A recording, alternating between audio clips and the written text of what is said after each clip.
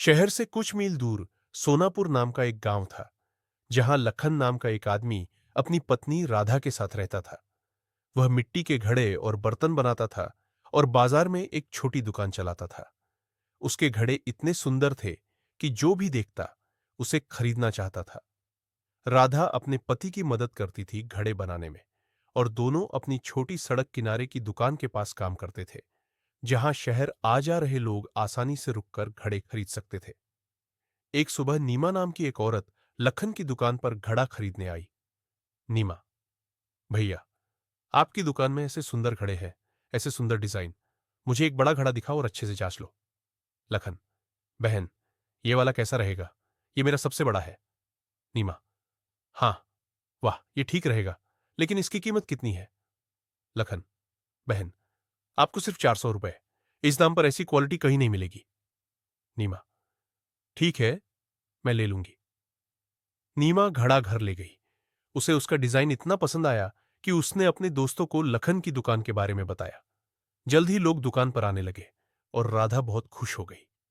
दिन बीतते गए, गर्मी का मौसम आया और लोग घड़े खरीदने के लिए दुकान पर उमड़ पड़े। धीरे धीरे लालच राधा के मन में घर करने लगा। राधा, सुनो जी, हम इतनी मेहनत करते हैं, फिर भी 2 वक्त की रोटी मुश्किल से मिलती है। अब दुकान अच्छी चल रही है, फिर भी ज्यादा मुनाफा नहीं। मुझे लगता है हमें खराब मिट्टी मिलानी चाहिए।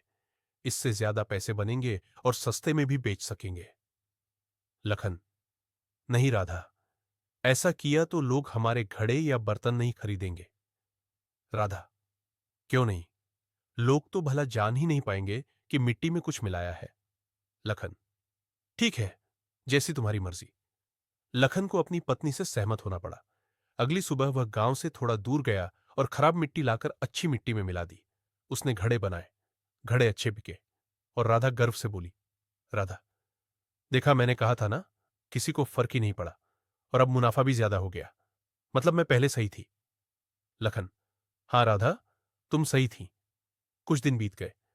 एक दिन राघव नाम का आदमी दुकान पर आया। राघव, लखन, तुमसे बड़ा घड़ा लिया था, लेकिन उसके बाद से घर में सब बीमार पड़ गए।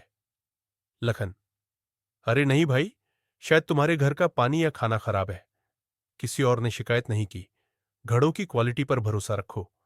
लेकिन जल्द ही गांव के कई लोग बीमार पड़ गए। शहर से भी लोग शिकायत लेकर आए।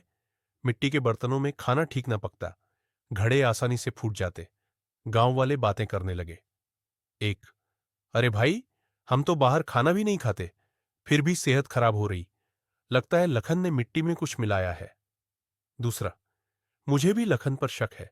गांव वालों ने इकट्ठा होकर लखन की दुकान पर पहुंच गए। एक, सुन लखन, गांव में सब बीमार हैं तेरी वजह से। जिन्होंने घड़े लिए उनके घर कोई ना कोई बीमार, तेरे खराब घड़ों की वजह से। हमें शक है तू खराब मिट्टी इस्तेमाल कर रहा। लखन, नहीं भाइयों, देखो, मैं तो तुम्हारे सामने ही घड़े बनाता हूं। एक, झूठ मत बोल, गांव छोड़ दे वरना भगा देंगे। लखन, मैं कैसे छोड़ूं? मैंने कुछ नहीं मिलाया। एक, जाना पड़ेगा। लखन घर लौटा, दुखी और गुस्से में। उसने राधा पर चिल्लाया। लखन, देख राधा, तेरे लालच का नतीजा, गांव वाले हमें भगा देंगे। उनके बोलचाल से साफ है, यहां नहीं रह सकते। वे भगाए इसके पहले खुद चले जाए। तू बोली थी लोग नोटिस नहीं करेंगे, देख कहां ले आई ये सोच। अपराध बोध से राधा लखन के पैरों पर गिर पड़ी। राधा, मेरे लालच की वजह से हम अपमानित हो रहे और गांव छोड़ने को मजबूर। पैसों के लोभ में अंधी हो गई। वादा करती हूं कभी नहीं करूंगी। माफ कर दो। अगली सुबह लखन और राधा सामान बांधकर गांव छोड़ गए। उन्होंने दूसरे गांव में फिर घड़े बनाना शुरू किया। उन्हें सीख मिली कि लालच कभी धन नहीं देता, बल्कि उसी मिट्टी में दफना देता है जिसमें धोखा देने की कोशिश की।